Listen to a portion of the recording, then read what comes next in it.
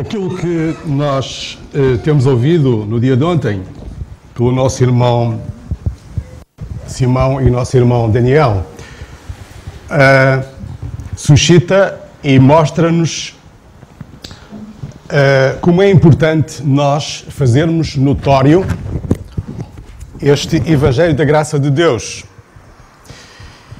E eles também, nas suas preleções, abordaram muitas coisas acerca da importância desse Evangelho.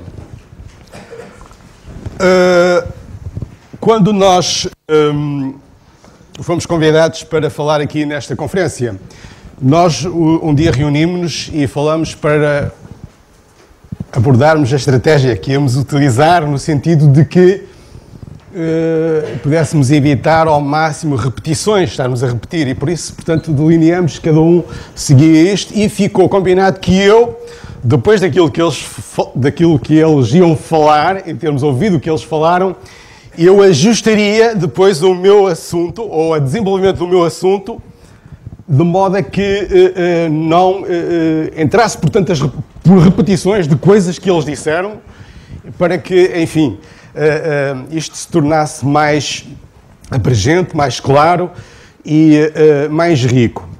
Vou tentar fazê-lo. Os slides que eu tenho, eles estão... Não está lá tudo aquilo que eu vou dizer, exatamente porque eu já os fiz com esse propósito, depois poder ajustar, não é? E, portanto, é isso que vou tentar expor e aquilo que vou mostrar. Queria começar por uma citação do nosso irmão Stem, acerca do Evangelho da Graça, acerca do mistério. Ele diz isto, e aqui, nesta frase que ele diz, mostra a importância da difusão do Evangelho da Graça de Deus. Ele diz isto: o conhecimento do mistério produz um efeito profundo sobre a vida do crente. Dá-lhe um sentido no seu lugar na história, no mundo, na igreja e na vontade de Deus. Também o afeta praticamente tanto no reino físico como material, como no reino espiritual. Ajuda-o a compreender porque é que Deus permite que os seus filhos sofram doenças, dor e tribulação. Ensina-o a regular as suas finanças, mais do que tudo, afeta o seu estudo da palavra, a sua vida de oração, a sua conduta, o seu testemunho. Acho que está aqui. Se eu não dissesse mais nada, estava aqui claro, acerca da importância da difusão, do conhecimento, da compreensão e difusão do mistério, o Evangelho da Graça de Deus. Porque é que é importante nós fazermos notório o mistério, a dispensação da graça de Deus? Vamos ler Efésios capítulo 6, 19 e 20.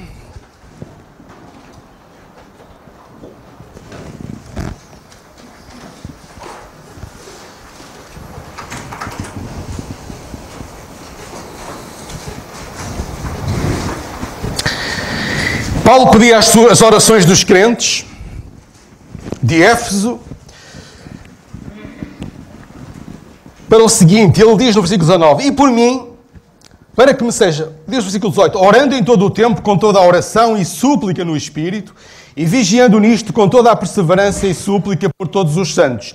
E por mim, para que me seja dada no abrir da minha boca a palavra com confiança, para fazer notório o mistério do Evangelho, pelo qual sou embaixador em cadeias, para que possa falar dele livremente, como convém falar. São passagens que já foram citadas aqui muitas vezes, entre ontem e já hoje. Mas o que é relevante aqui é que Paulo fala de que é necessário e havia a necessidade de fazer notório, e ele, todo o seu empenho, quando ele termina a sua vida, e ele tem esta frase, acabei a carreira, guardei a fé. Quando ele diz acabei a carreira dele limitou-se e concentrou-se na difusão, em fazer notório este Evangelho. E quando ele acabou a sua vida, ele partiu de consciência tranquila. Ele perante o Senhor diz: Senhor, eu acabei a carreira, guardei aquilo que tu me deste, a dispensação, o mistério, e eu divulguei-o, eu consegui, eu esforcei-me. E ele deu vários exemplos, mais do que todos. Mesmo a cadeia não impediu que ele divulgasse e afirmasse o Evangelho de Cristo. Não é? E, portanto, ele disse que isso era importante. E é importante nos dias de hoje nós, de facto, afirmarmos e fazermos notório este Evangelho. Por duas razões. Em primeiro lugar, porque não há outro Evangelho. Não há outro Evangelho hoje da parte de Deus para o homem. Ele é o único, não existe outro, é o Evangelho da graça de Deus. Há outros Evangelhos que andam para aí a ser anunciados e pregados. Há muitos. Mas não são verdadeiros nem ensinam a verdade. É por isso que é importante nós compreendermos e divulgarmos este Evangelho. É importante mais. Porquê? Porque há igrejas e ministros que anunciam e ensinam a mensagem da salvação que pertence exclusivamente a este Evangelho. Eles anunciam, as igrejas e os ministros anunciam a mensagem da salvação que pertence exclusivamente a este Evangelho, mas eles não compreendem a gênese e a razão de ser da mensagem. Entendem? Eles ensinam-na, eles pregam-na, mas eles não compreendem a gênese e a razão de ser da mensagem. Não compreendem que esta mensagem só é eficaz porque ela está inserida num propósito de Deus que a revelação do mistério veio dar a conhecer. Ela é eficaz porque está inserida num propósito de Deus hoje. Vivemos um tempo diferente no relacionamento entre Deus e o homem, como já ouvimos ontem. E Deus tem um propósito para este tempo. E a sua mensagem só é eficaz neste propósito, por causa deste propósito. E eles ensinam e pregam sem compreender isto. Corre-se esse risco. Eles correm o risco e fazem-no. E é importante que nós, por isso, divulguemos, compreendemos e divulguemos este Evangelho. Há muita confusão, muito desconhecimento, que se gera a confusão, e que não dignifica, na verdade, o Evangelho e o nome do nosso Senhor Jesus Cristo.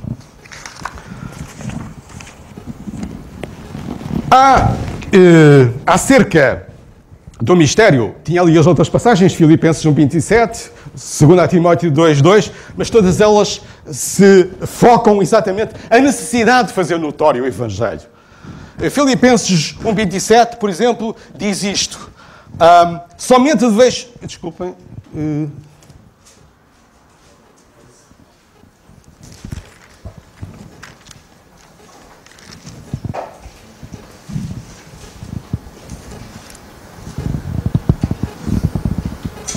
Somente deveis portar-vos dignamente conforme o Evangelho de Cristo, para que quer vá e vos veja, quer esteja ausente, ouça acerca de vós que estáis no mesmo espírito, combatendo juntamente, com o mesmo ânimo, pela fé do Evangelho. Meus irmãos, Paulo associa aqui que a divulgação, o fazer notório o Evangelho, é um combate. É um combate. E também já entre ontem e hoje de manhã, o nosso irmão Carlos já falou da oposição que há a este Evangelho. E por isso Paulo associa aqui que é necessário um combate. É necessário ânimo para que, na verdade, possamos divulgar este Evangelho.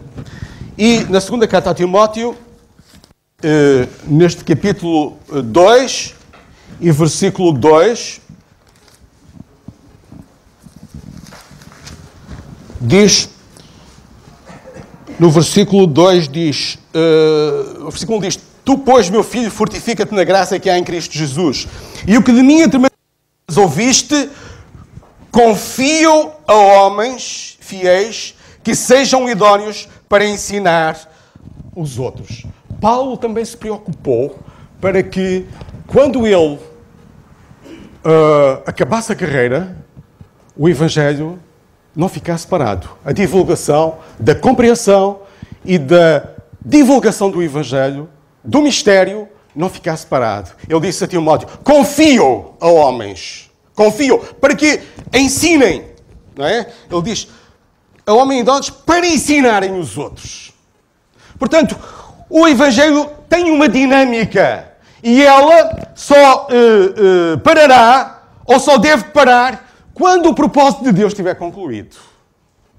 Quando aquilo que é o mistério, o corpo doutrina, isto é, quando o propósito de Deus, quando a formação do seu corpo, a igreja, estiver concluída e o propósito de Deus, de facto, concluir-se-á, a plenitude do corpo de Cristo, quando a igreja estiver completa. Então só aí é que, na verdade, se deve parar de falar do Evangelho e da dispensação da graça de Deus. Não é hoje como nós ouvimos que alguns dizem que se deve parar. Não, só se deve parar quando a conclusão do propósito de Deus estiver concretizado. Aí sim. Portanto, Paulo preocupou-se não só em divulgá-lo, como em preocupou-se em entregá-lo e que os outros também o entregassem fiel, as palavras sãs, o Evangelho fiel do nosso Senhor Jesus Cristo, para que o propósito de Deus fosse conhecido, vivido, gozado pelo seu povo aqui na terra, enquanto estamos a viver na dispensação da graça de Deus.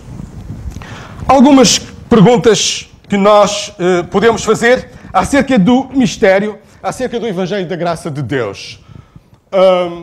Algumas já foram respondidas e foram abordadas ontem. Eu não vou falar delas, vou ligeiramente passar por elas. É das tais coisas, dos tais ajustamentos. Porque, por exemplo, porque é que é chamado um mistério? Isso foi abordado já, não é? Ontem. De onde é que ele veio? Todos nós ouvimos e compreendemos que ele veio de Deus. Veio diretamente de Deus. A quem foi revelado? Já ouvimos e compreendemos, e passaremos algo que foi revelado ao apóstolo Paulo. Foi Paulo que foi nomeado pelo Senhor Jesus Cristo para apóstolo, a quem foi revelado. Este Evangelho tem muitos nomes, como nós iremos ver. Muitos nomes. Muitos nomes. O que é que ele contém? O que é que ele contém, este Evangelho da graça de Deus? A importância, a sua importância. E há um alerta. Há um alerta que o Senhor, pelo Espírito, pela boca de Paulo, dá acerca da importância deste Evangelho. Dispensação da graça de Deus ou dispensação do mistério é igual. Isto é só de leve, porque isto já foi abordado. Foi confiado a Paulo. Sabemos que ele veio da parte de Deus. Não vou falar sobre isso, já foi ontem muito aqui falado. Foi confiado a Paulo. Nesta dispensação é anunciado um evangelho distinto de todos os outros que tinham sido pregados então. Também foi abordado isso, não é?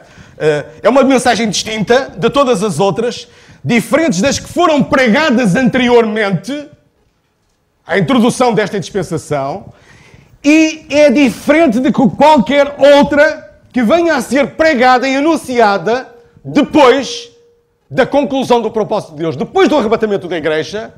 A mensagem que vier a ser pregada será diferente desta. Portanto, é uma mensagem distinta, para um tempo distinto, com um propósito distinto,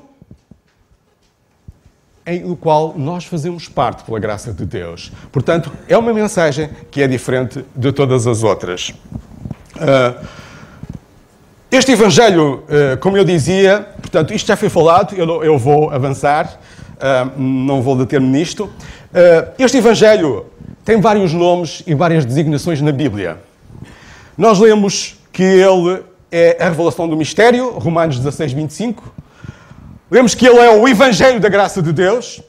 Lemos que ele é o meu Evangelho, dito por Paulo. Lemos que ele é o Evangelho de Cristo. Lemos que ele é chamado o Evangelho da paz. Lemos que ele é chamado o Evangelho de seu Filho.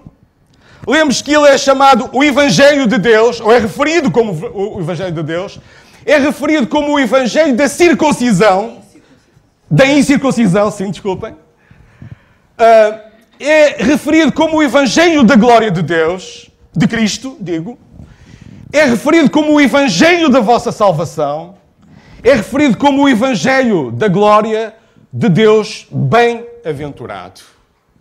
Como veem, este Evangelho que tem estes nomes, com estes nomes todos, é o mesmo Evangelho. É a mesma mensagem. É o mesmo conteúdo. Só é referido desta maneira. Só há... Onde é que nós encontramos as referências ao Evangelho? Onde é que nós encontramos nos outros textos das Escrituras, quando falamos ou quando lemos de Evangelho, que esse Evangelho seja referido por estes nomes todos? Exatamente só nos escritos do apóstolo Paulo. É este Evangelho da glória de Cristo que, na verdade, a quem Paulo faz referência nos seus escritos e dá estes nomes todos. Refere-se a ele nestes nomes todos. Só tem uma exceção da primeira carta do apóstolo Pedro, no capítulo 4, versículo 17, onde nós encontramos lá, de facto, a única referência fora dos escritos do apóstolo Paulo em que ele se refere a isto, que é o Evangelho de Deus. Vamos ler. De resto, não encontramos em mais lado nenhum. Na primeira carta do capítulo 4, versículo 17...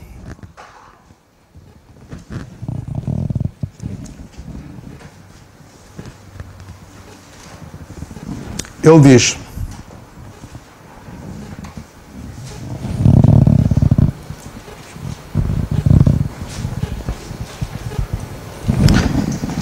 ele diz isto: porque já é tempo que comece o julgamento pela casa de Deus, e se primeiro começa por nós, qual será o fim daqueles que são desobedientes ao Evangelho de Deus? É a única referência que nós vemos o Evangelho de Deus fora dos escritos do apóstolo Paulo. No entanto, Pedro, no versículo 10, faz referência ao Evangelho da graça. Ele diz: cada um administra aos outros o dom como recebeu, como bons dispenseiros da multiforme graça de Deus. Como bons dispenseiros da multiforme graça de Deus. E aqui ele está a fazer alusão exatamente ao Evangelho da graça de Deus. Ao Evangelho. Portanto, Pedro também se converteu ao Evangelho da graça de Deus, num sentido, como já ouvimos. Ontem, quando ele se referia aos escritos ou às epístolas do apóstolo Paulo, onde há pontos difíceis de entender, ele sabia que a graça de Deus há uma multiformidade na graça de Deus. E ele compreendeu isso, não é? Portanto, isto para vos dizer, meus irmãos, que, na verdade, este Evangelho tem estes nomes, é designado desta maneira, é-nos apresentados pelos escritos do apóstolo Paulo. Outra coisa que também queria que víssemos era a importância da divulgação do Evangelho, neste sentido, naquilo que é importante. Ele é importante para os pecadores. O Evangelho tem duas direções. O Evangelho da graça de Deus é dirigido, primeiramente, ele tem uma mensagem para os... Eu posso apontar. Ele tem uma mensagem para os crentes, para os pecadores. E a mensagem para os pecadores é esta. Ele é o único caminho para que uma alma possa ser salva nesta presente dispensação.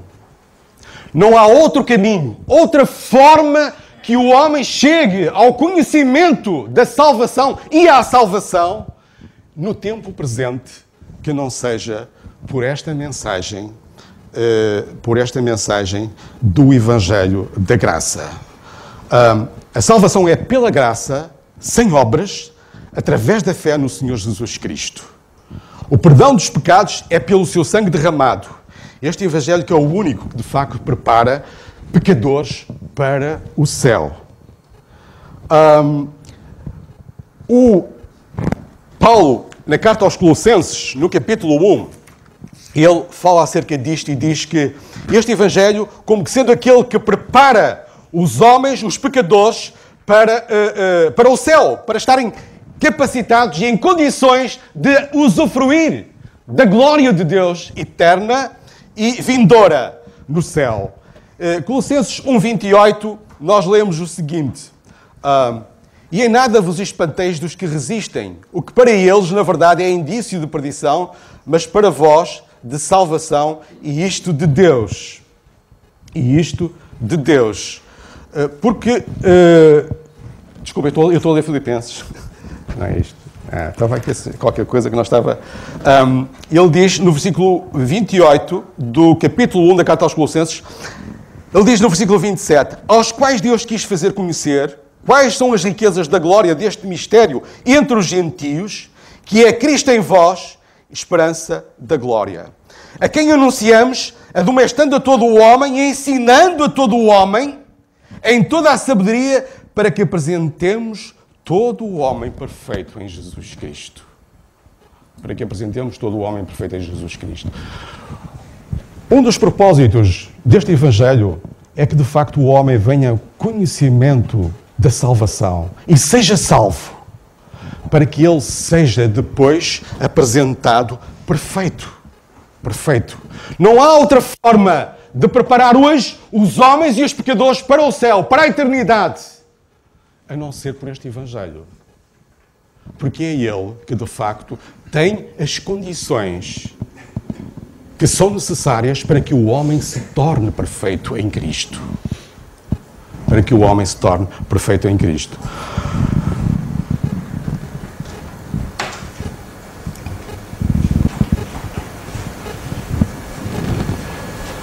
Este Evangelho, ele é importante porque ele é dirigido também, ele é dirigido aos crentes. Aos crentes.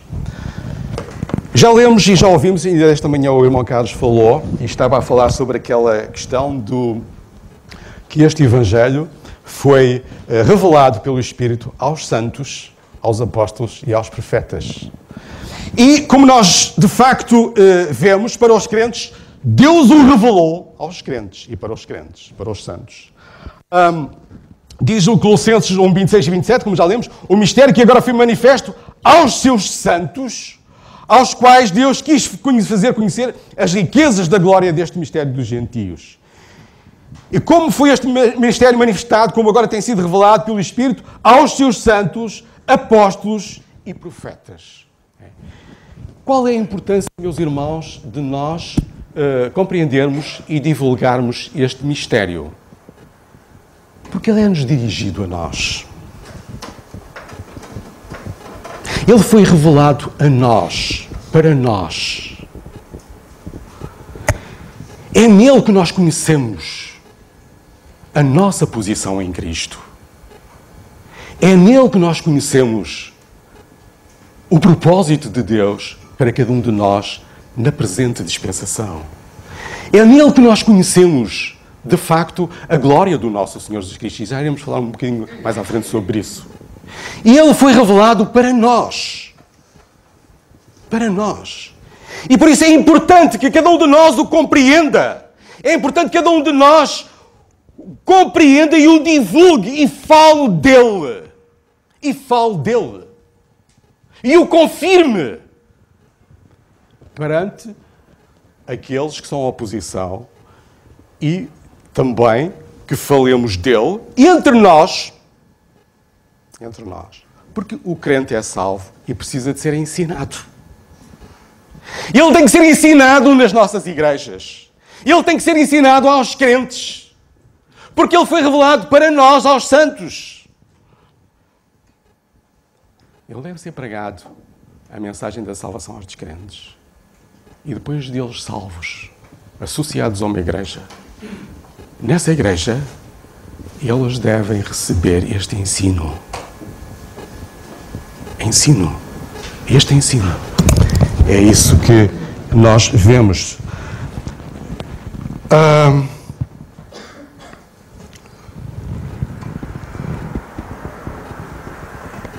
O mistério, Deus o tem revelado na primeira carta ao Timóteo, capítulo 1, versículo 11.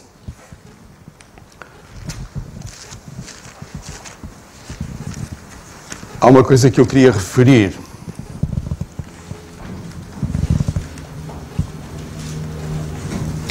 Primeira carta a Timóteo 1:11.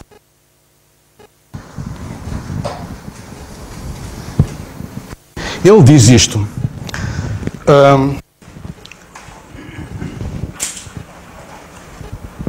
Ele está a falar aqui bem num contexto em que ele diz, versículo 10, para os devassos, para os sodomitas, para os roubadores de homens, para os mentirosos, para os perjuros e para o que for contrário à sã doutrina. Não é? E para o que for contrário à sã doutrina. E ele está a falar de quê? Da lei. Versículo 9. Sabendo isto, que a lei não é feita para o justo, mas é para os pecadores, para os profanos, para os irreligiosos, para os parricidas, para os matricidas, para os homicidas, para os devassos, para os sodomitas, para os roubadores de homens, para os mentirosos, para os perjuros e para o que for contrário à sã doutrina. Conforme o Evangelho. E agora ele refere aqui a sã doutrina, que é conforme o Evangelho da glória de Deus, bem-aventurado, que me foi confiado. A sã doutrina, que é conforme o Evangelho da glória de Deus, bem-aventurado, que me foi revelado. Estão a entender? Isto para perceber que é importante que as almas ouçam esse Evangelho, porque se as almas não ouvirem este Evangelho e se não aceitarem, elas vão estar debaixo da maldição da lei. E a maldição da lei é a morte. É por isso que nós ainda agora cantávamos aqui que em Cristo temos a vida. E a vida vem anunciada por este Evangelho. É nele que está a mensagem da vida. Deus bem-aventurado. Deus bem-aventurado fala-nos disto, meus irmãos. Quando falávamos ali no slide de cima, quando ele diz aqui no Evangelho da glória de Deus bem-aventurado, que é esta passagem que estamos a referir-nos, ele é o Evangelho da glória de Deus bem-aventurado. E porquê? Porquê que ele é o bem-aventurado? Meus irmãos, de Moisés até à vinda do nosso Senhor Jesus Cristo, imperou a lei. A lei vigorou. Quando o Senhor Jesus Cristo veio, e no tempo em que mediou a vinda do nosso Senhor Jesus Cristo até ao aparecimento do apóstolo Paulo, vigorou o Evangelho do Reino, que está suspenso. Quando o apóstolo Paulo vem, ele introduz a nova dispensação, que é o Evangelho da graça de Deus, o tempo da graça. Ora, o que é que nos fala acerca de Deus, a lei? A lei fala-nos de um Deus justo. De um Deus que é justo. Quando chegamos ali ao Evangelho do Reino, é-nos apresentado um Deus justo e cumpridor das promessas. Ele está a cumprir a promessa, o reino ao seu povo, a promessa que ele fez. A lei apresenta-nos Deus justo, o Evangelho do Reino apresenta-nos Deus justo e cumpridor da promessa. E quando chega a graça de Deus, é que nós vemos a dimensão do Deus bem-aventurado, do Evangelho do Deus bem-aventurado. É que nos apresenta Deus. Deus chega até nós como justo e justificador. Justo e justificador. É Ele que hoje prepara, justifica, é Ele que hoje torna perfeito, pelo seu Evangelho, o homem em Cristo. E, por isso, vemos que ele é chamado, o Evangelho, do Deus bem-aventurado. E, portanto, vemos que, desta forma, ele é anunciado e revelado para os crentes.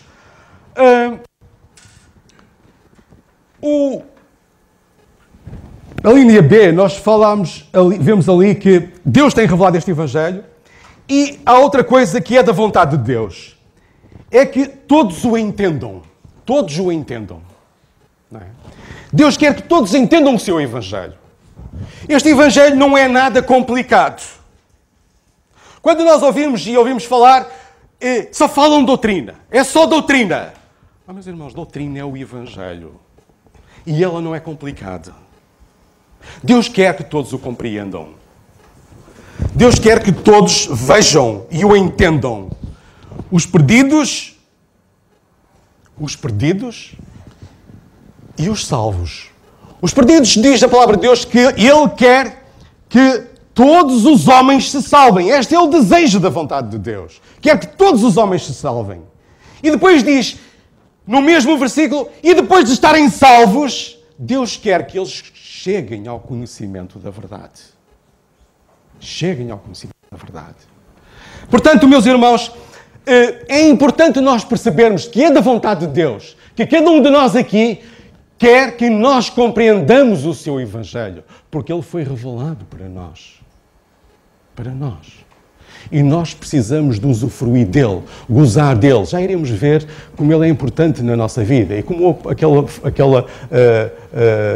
texto que eu citei do STEM, quando ele, as aplicações, o conteúdo, como ele é importante na nossa vida privada e particular, não é? Portanto, ele é da sua vontade. Por isso ele diz no versículo 1:9 de Efésios, descobrindo-nos o mistério da sua vontade, segundo o seu beneplácito, a sua boa vontade, que propuseram em si mesmo, e demonstrar a todos qual seja a dispensação do mistério, Efésios 3:19. Meus irmãos, é esta a vontade de Deus. É esta a vontade de Deus. Às vezes nós perguntamos e dizemos assim, o que é a vontade de Deus? O que é estar na vontade de Deus? Estar na vontade de Deus é exatamente isso, meus irmãos. Isto é estarmos no seu Evangelho, é estarmos divulgando o seu Evangelho, e é da sua vontade que nós o entendamos. E quando nós entendemos o Evangelho da graça de Deus, e quando nós vivemos segundo este Evangelho, formatamos a nossa vida como indivíduos, como crentes, como igreja, a este Evangelho, nós estamos na vontade de Deus. Estamos na vontade de Deus.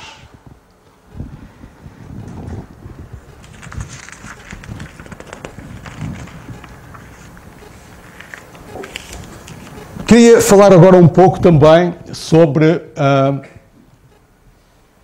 a divulgação deste Evangelho. Está ali aquela corneta, mas a corneta não tem a ver com cima, tem a ver com baixo, com a alerta.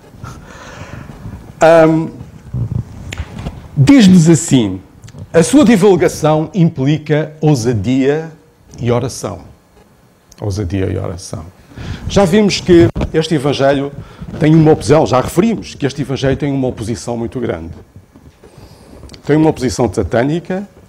Em primeiro lugar, começa logo por ele tentar impedir que os descrentes compreendam a mensagem da salvação. Compreendam a graça de Deus. Paulo refere que Deus o diabo cega o entendimento dos incrédulos para que não lhes resplandeça a luz do Evangelho. Há logo uma oposição direcionada para que ele não chegue aos mentes dos perdidos, ao espírito dos perdidos, para que eles não o compreendam. Começa por aí a oposição. Depois também, como já vimos, e como já foi referido, ele tentou aniquilar, à partida, à nascença, a divulgação do Evangelho. Ele tentou, de facto, silenciar Paulo. Ele tentou isolar Paulo para que ele não fosse ensinado, ele não fosse disseminado. Uma luta destas Uma luta destas é uma luta espiritual, meus irmãos. E a divulgação, e a eficácia, e a compreensão deste Evangelho não se faz sem oração. Não se faz sem oração. Nós lemos que Paulo diz isto no Colossenses, no capítulo 4, versículo 3 a 4, ele diz: orando também juntamente por nós, para que Deus nos abra a porta da palavra. Porque a porta precisa de ser aberta. A porta da palavra. A fim de que falarmos do mistério de Cristo, pelo qual estou preso, para que o manifeste como convém falar. Para que o manifeste como convém falar. E diz no versículo 19 e 20 do capítulo 6 de Efésios: e orai por mim para que me seja dada no abrir da minha boca a palavra com confiança, para fazer notório o Evangelho. É a passagem de abertura.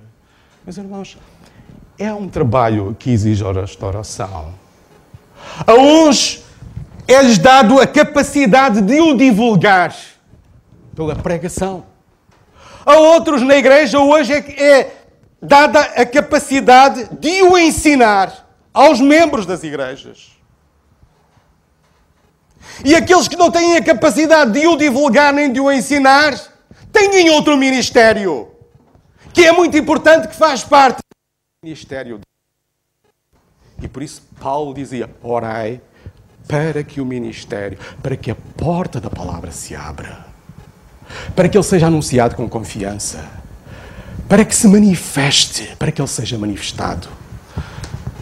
Para que ele seja manifestado. Para que ele se manifestasse em termos de divulgação, mas também para que ele se manifeste na vida de cada um de nós. Porque às vezes nós estamos aqui a falar sobre o mistério, o Evangelho da Graça de Deus, e pensamos que é um conjunto de teoria. Que é para ser falada, que é para ser compreendida intelectualmente, que é para discutirmos entre nós estas coisas. Mas o Evangelho da Graça de Deus é para ser vivido e sentido. E é experimentado na vida de cada um de nós. Tanto espiritualmente como secularmente. E isto é um ministério que carece de oração. É uma eficácia que carece de oração. É uma vivência que carece de oração, meus irmãos. A oração faz parte do conteúdo do Evangelho da Graça de Deus. É um motor, é uma peça importante na divulgação deste Evangelho. E vemos aqui que o apóstolo Paulo sentia essa necessidade. Ele fazia-o e dizia: combatam comigo nas vossas orações. Combatam comigo nas vossas orações. A tarde foi-se, meus irmãos, queria dizer-vos e chamar a atenção e exortar-vos para a importância da oração na nossa vida. Para a importância da oração na vida, da oração conjunta na igreja. As igrejas têm reunião de oração. É um ministério importantíssimo. É um ministério importantíssimo. De ontem falávamos ao jantar ali com o irmão Manuel Gomes e estávamos a falar das igrejas e da população das igrejas e tudo. E ele dizia, que é a visão dele, e ele sente a necessidade, e ele estava a falar disso, que era necessário que as igrejas fossem mais evangelizadoras. E se calhar é uma necessidade. Há igrejas, por exemplo, para a igreja onde eu estou, estão a ficar 90% dos membros são membros irmãos a quem nós podemos identificá-los como da terceira idade. Tem poucos novos, não tem jovens. Não tem havido acrescento há alguns tempos à igreja. Isto diz respeito tudo ao Evangelho da Graça de Deus hoje, à divulgação da mensagem. Mas eu estou em crer que não há evangelização porque não há oração. Porque já de si a divulgação da mensagem, já de si falar da mensagem, ensinar da mensagem, a compreensão da mensagem, o descrente é difícil ouvi-la, a oposição satânica. E também, certamente que há uma ação no desinteresse e na falta de disponibilidade, na falta de vontade de evangelizar. E eu acho que a oração que pode dar uma dinâmica, fazer dinamizar a evangelização. Desejo, vontade, para aplicarmos o conhecimento da graça de Deus hoje na evangelização. A sã doutrina, a mensagem certa, o ensino certo, a vivência certa. A oração é importante, na verdade, para a divulgação do Evangelho do Senhor. Outra das coisas que o Evangelho da graça de Deus é importante nós conhecê-lo e divulgá-lo, porque é através dele que nós... desculpem, já passei por aí, não é isso? Diz-nos o seguinte, ele dá-nos a conhecer, eu acho que passei um... Deixa-me só situar.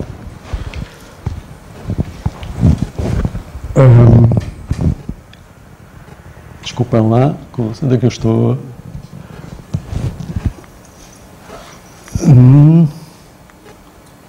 É só para eu... Acho que me falta aqui um slide. Não? Sim, passa do PowerPoint. Passa do... Falta um, não é? Pronto, é isso. Eu tinha aqui o E, o D, porque fala-nos do conhecimento das riquezas do nosso Senhor Jesus Cristo. Portanto, ele dá a conhecer as riquezas do nosso Senhor Jesus Cristo. E acerca do mistério, queria falar também de uma coisa, entre as coisas que já foram falar, queria falar de uma coisa que ainda o nosso irmão Carlos hoje falou aqui de manhã. Porque também aqueles que divulgam o Evangelho da Graça de Deus e que ensinam o Evangelho da Graça de Deus são acusados, de facto, de nós só falarmos de Paulo,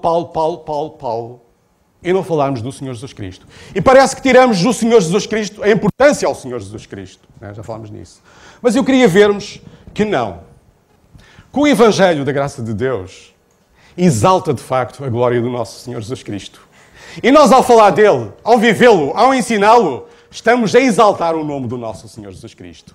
Até porque é no Evangelho da Graça de Deus que Ele nos dá a conhecer as suas riquezas. E dá-nos a conhecer a cada um de nós a pessoa gloriosa e maravilhosa do nosso Salvador.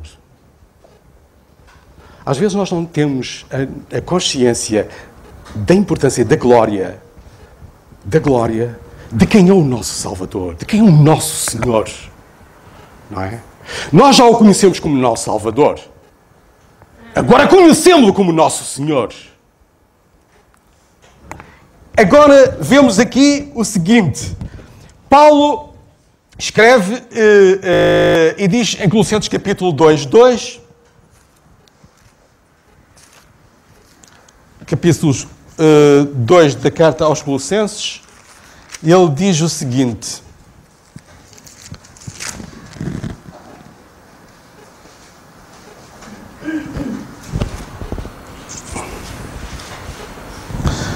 Ele diz, para que os seus corações sejam consolados e estejam unidos em amor e enriquecidos da plenitude da inteligência, para conhecimento do mistério de Cristo, ou do mistério de Deus Cristo.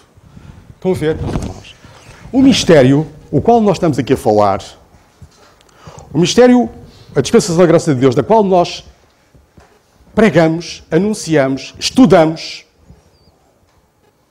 ensinamos, esse mistério não é Paulo. Esse mistério aqui é Cristo. É Cristo. Quando estamos a falar dele, Quando estamos a vivê-lo, quando estamos a ensiná-lo, estamos a falar de Cristo. Porque o mistério é Cristo. E Ele quer que nós conheçamos as riquezas da sua glória. E para percebermos que aquilo que nós somos hoje e aquilo que nós temos, somos-lo e temo-lo em Cristo. Em Cristo. Queria ler convosco Efésios para percebermos as riquezas da glória de Cristo. Efésios 1, nós temos isto, em que ele fala e nos apresenta aqui o mistério e aquilo que ele, cada um de nós, tem nas riquezas desse mistério, as riquezas que esse mistério contém, que ele quer dar a conhecer a cada um de nós. Ele fala e diz, versículo 3 do capítulo 1 de Efésios: Bendito o Deus, o Pai do nosso Senhor Jesus Cristo, o qual nos abençoou com todas as bênçãos espirituais nos lugares celestiais em Cristo. O mistério é Cristo. As riquezas da glória de Cristo. Fomos abençoados em Cristo. Como também nos elegeu nele. Não fomos eleitos em mais ninguém a não ser na pessoa do nosso Senhor Jesus Cristo. Antes da fundação do mundo, para que fôssemos santos e repreensíveis em dele mesmo. Reparem no versículo 5. E nos predestinou para filhos de adoção por Jesus Cristo. Para o louvor, versículo 6, da glória da sua graça, pela qual nos fez agradáveis a si, em quem? No amado, que é Cristo.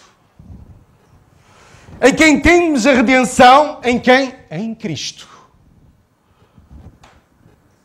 Que Ele fez abundar para convosco em toda a sua prudência, versículo 9, descobrindo no mistério da sua vontade, para o seu beneplácito, se propuser em si mesmo, de tornar a congregar em Cristo todas as coisas, na expansão da plenitude dos tempos, tanto as que estão na terra como nos céus na terra. Versículo 11, nele digo, nele, em Cristo, em quem também fomos feitos herança de Deus. Fomos feitos herança, povo de Deus, para Ele, em Cristo. Com o fim de sermos para louvor da sua glória, em quem também vós estáis, versículo 13, em Cristo, depois que ouviste a palavra da verdade, o evangelho da vossa salvação, e tendo nele também crido, foste selados com o Espírito Santo da promessa. Meus irmãos, afinal, o mistério é Cristo. O evangelho de Deus, o mistério é Cristo. E Deus quer que nós o conheçamos, que nós o compreendamos, porque a nossa compreensão do mistério, aquele que não compreende o mistério, eu digo isto frontalmente, aquele que não compreende bem o Evangelho da graça de Deus, não tem noção de quem é, do que tem, porque tem e porque é, e não compreende a dignidade, a glória, a dimensão da pessoa do nosso Senhor Jesus Cristo. Quando anunciamos este Evangelho, quando ensinamos este Evangelho, nós estamos a exaltar a pessoa do nosso Senhor Jesus Cristo. As riquezas da sua glória, é isto tudo que está aqui, que nos foi dado em Cristo. Não temos nada fora de Cristo. Vivemos a fé em Cristo, não fora de Cristo. Para vivermos a fé em Cristo, temos que viver na sua graça, de acordo com o seu Evangelho. Portanto, quando dizem que nós só falamos de Paulo, o Evangelho da graça de Deus não glorifica Paulo. O Evangelho da graça de Deus glorifica o Senhor Jesus Cristo e dá-nos uma dimensão, uma compreensão dessa glória. Talvez que agora, ao compreendermos isto, meus irmãos, as ceias do Senhor sejam mais frequentadas para valorizarmos Cristo e a sua pessoa e a sua obra.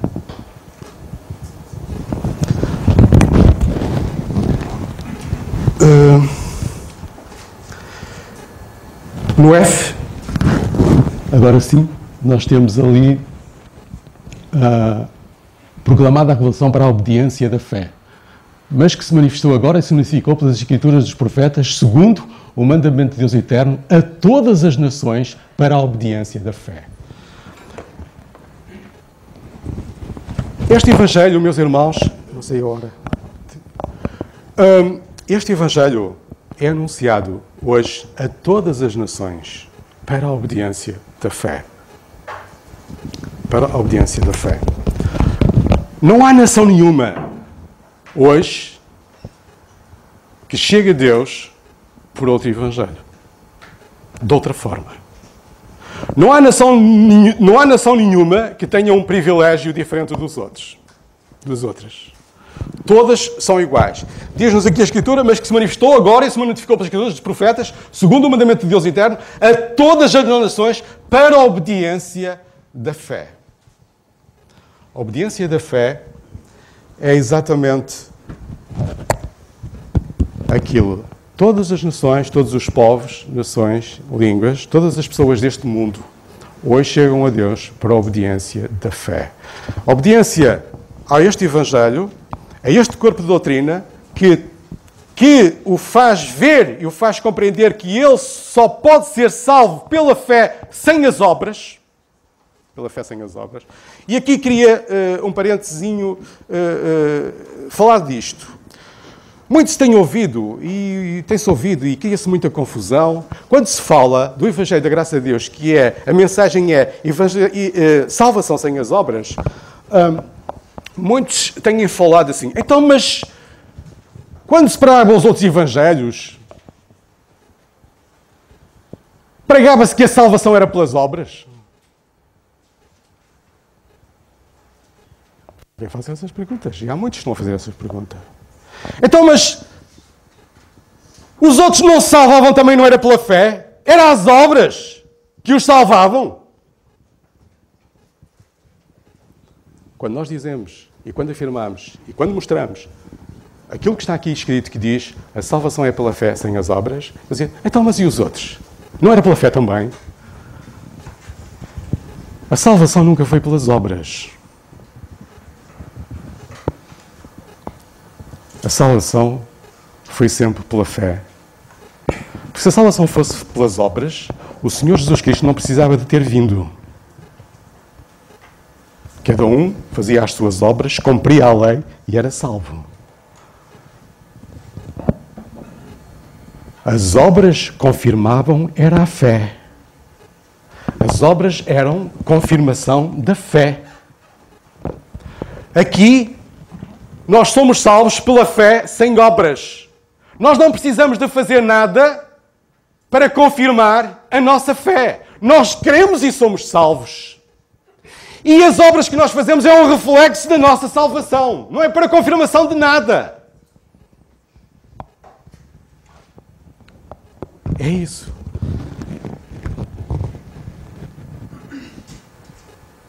Quando este Evangelho está a ser agora anunciado a todas as nações para a obediência da fé, como eu dizia, cabe a fé, a mensagem, a salvação sem as obras, e cabe a obediência ao corpo de doutrina. A obediência ao corpo de doutrina deste Evangelho. É por isso que o apóstolo Paulo escreve e diz: não desprezeis a graça de Deus, ou não recebais a graça de Deus em vão. Não recebais a graça de Deus em vão. Já referi há bocado que todos aqueles que não aceitam este Evangelho, eles colocam-se debaixo da lei de Deus. E a lei leva à morte. Foi aquilo que os Gálatas estavam a fazer. Eles tinham saído do Evangelho da Graça e estavam a voltar-se a colocar debaixo da lei, debaixo da morte. Porque a lei conduz à morte. E Paulo chama a atenção para isso. Portanto, meus irmãos, não desprezemos, meus amigos, não desprezemos a graça de Deus. Não desprezemos isso. Porque Deus está a oferecê-la hoje, neste tempo presente, e tem esse propósito maravilhoso de nos salvar a todos e de nos fazer ricos e sermos membros deste propósito maravilhoso que é o seu corpo, a Igreja, que é este mistério de que fala a Palavra de Deus. A Palavra de Deus também nos fala de um alerta alerta para os crentes sobre a importância do Evangelho da Graça, da sua divulgação justa e fiel, foi emitido pelo Espírito Santo. Há um alerta que o Espírito Santo emitiu sobre a importância do Evangelho da Graça. Nós lemos na carta aos Gálatas, capítulo 1, versículo 8 e 9, diz: mas ainda que nós mesmos ou um anjo do céu vos anuncie outro Evangelho além do que já vos tenho anunciado, seja anátema. Assim como já vos dissemos, agora de novo também vos digo: se alguém vos anunciar outro Evangelho além do que já recebeste, seja anátema. Meus irmãos, é um aviso sério. É um aviso sério do Espírito para todos aqueles que anunciam outro Evangelho que não seja um Evangelho da graça de Deus. Eu não digo, e reparem que eu salvaguardo sempre isto, há muitas igrejas que não têm a sua igreja estruturada de acordo com o Evangelho da graça de Deus, que não ensinam na totalidade, é um plenitude do Evangelho da graça de Deus. Mas eu há bocado também referia que há igrejas e ministros que o pregam sem o compreenderem. Entendeu? Eles pregam sem o compreenderem. Mas há outros que pregam outro Evangelho que não é o da graça de Deus. É um Evangelho que tem outros fins, que tem outros propósitos. E às vezes até misturamos e misturam a lei e o reino no Evangelho da graça. E é confuso. Ainda que o façam, de facto, inconscientemente. Mas há um sério aviso do Senhor. Ai daquele ou que venha pregar outro Evangelho diferente deste. Pregar a Cristo, segundo a revelação do ministério, implica, meus irmãos, compreender, conhecer e divulgar a doutrina e ensinamentos espirituais e práticos da presente verdade. Tais como: a revelação está completa. A revelação está completa. Cristo como centro da revelação do mistério. Cristo como cabeça da igreja. Um só corpo. Judeus e gentios, não há diferença. O ministério do Espírito Santo hoje. Posição do crente, celestial e perfeito em Cristo. Batismo, um só. Mensagem, fé sem obras para a salvação. A vinda do Senhor para arrebatar a igreja. O tribunal de Cristo. Cristo como intercessor e mediador. Governo humano da igreja local. Ceia do Senhor, propósito hoje. Lugar da mulher na igreja. Cobertura da cabeça da mulher na igreja. Modelo de oração. Ordem na igreja e no culto. Santidade de vida do crente. Relacionamento entre crentes. Onde é que nós vemos isto tudo? Isto tudo faz parte de quê? Do Evangelho da graça de Deus. Não está noutro Evangelho. Está lá, é isto onde nós vemos. Compreender que mesmo, meus irmãos, compreender que mesmo dentro do programa da graça, deste programa de hoje, já há manifestações e práticas que não estão em vigor. Tais como os dons sinais, porque elas vigoraram um tempo e terminaram quando terminou o seu propósito. Mesmo dentro do plano, mesmo dentro do programa, já há coisas que lá estão. Paulo mesmo disse aos Coríntios, havendo curas, havendo isto, cessarão. Já não fazem parte hoje. E, portanto, é neste Evangelho que nós encontramos, conhecemos, compreendemos e sabemos estas coisas todas que aqui estão. É por isso que eu tenho aqui esta imagem com aquela chavinha, que é a chave da compreensão do mistério, é a chave para compreendermos as Escrituras e para vivermos inteligentemente hoje para Deus enquanto cá estamos. A tentativa, meus irmãos, e o hábito tradicional que é exercido por alguns da aplicação da prática destas e de outras manifestações, estou a referir-me aos dons sinais, e como o batismo na água, tudo isso hoje redunda em efeito nulo e confusão, meus irmãos. A insistência de alguns na prática disto, na divulgação, na prática, redunda na ineficácia, na confusão, num efeito nulo. E mais, é a demonstração de como é possível interpretarmos a Bíblia para satisfação dos nossos caprichos, seguindo tradições, em detrimento de uma compreensão que é desejada por Deus. E o apóstolo Paulo diz isto: por isso, quando ledes, podeis perceber a minha compreensão do mistério. Podeis perceber a minha compreensão do mistério. Queria aqui, finalmente, meus irmãos, que não vou falar mais, nem vou dizer mais nada, só fazer alusão aqui a duas coisas distintas. Que é isto. Desculpa. Que é isto. Compreensão e interpretação. São duas coisas distintas, a compreensão e a interpretação. Reparem que diz a Escritura que o Evangelho da Graça de Deus, o mistério, foi revelado a Paulo. Foi revelado a Paulo. E Paulo diz que não o interpretou. Diz que o compreendeu. A minha compreensão do mistério. A minha compreensão do mistério.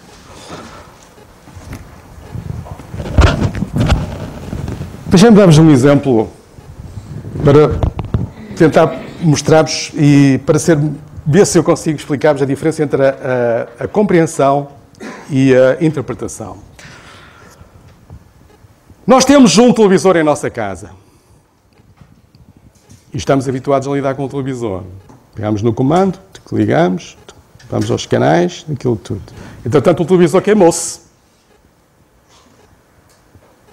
E compramos um televisor atual.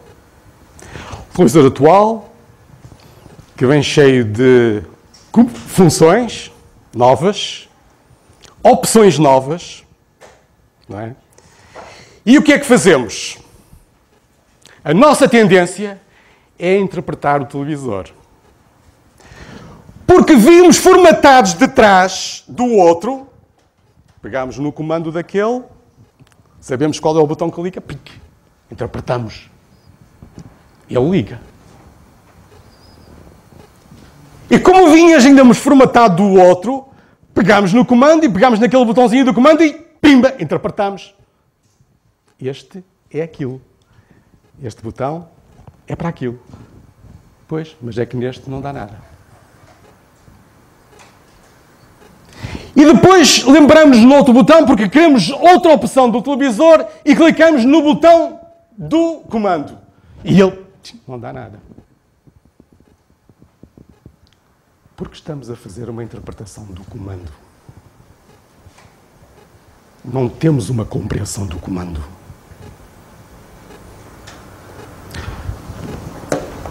Quando Paulo recebeu a revelação do Senhor a Paulo, a revelação em si era a interpretação da vontade de Deus, de tudo aquilo que ele, antes da fundação do mundo, pensou. E quando ele revelou, essa revelação é a interpretação a Paulo. Paulo somente limitou-se a compreender a interpretação que Deus deu na sua revelação do seu pensamento, da sua vontade.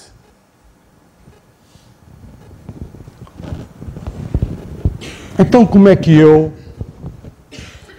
compreendo? Como é que eu preciso? Como é que eu chego às opções todas? Como é que eu chego às funções todas do novo televisor? Interpretando o comando? Não. Compreendendo o comando. O engenheiro, ou os engenheiros que fizeram o televisor e que puseram lá aquelas funções e que eram as funções e as opções, depois interpretaram-nas, criaram um livro de instruções. E o livro de instruções é a interpretação do televisor.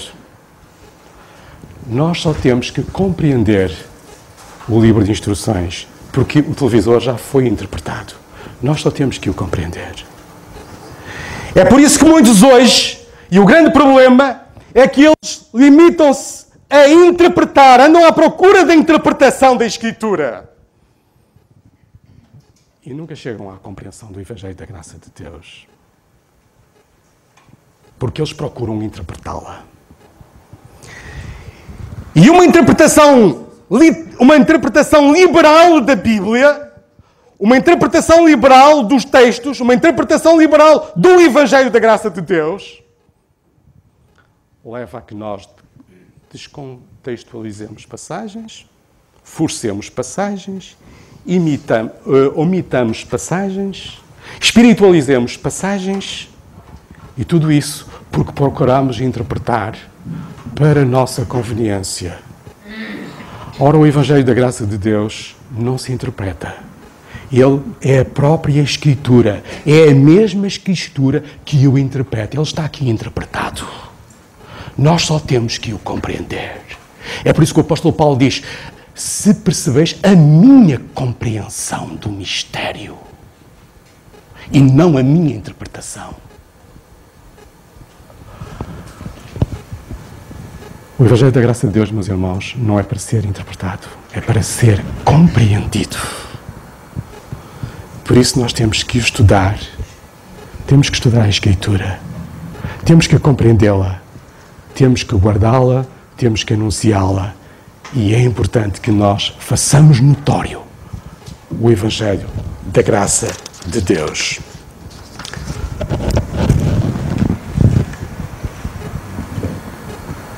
Além de muitas outras coisas, nós temos, e também neste mistério, no Evangelho da Graça de Deus, meus irmãos, além de todas aquelas coisas que eu já referi, um só corpo, um mistério, o ministério do Espírito Santo hoje, o modelo de oração, a ordem na igreja do culto, temos sobre o casamento, temos sobre o relacionamento entre marido e esposa, temos ensino sobre a intimidade do casal, temos ensinamento sobre o relacionamento entre pais e filhos, temos ensinamento entre as relações sociais. Meus irmãos, tudo para nós que precisamos, quer espiritual, quer devocional ou secular, para nós hoje está no Evangelho da Graça de Deus. Compreendamo-lo e não o interpretemos. Que o Senhor nos dê graça.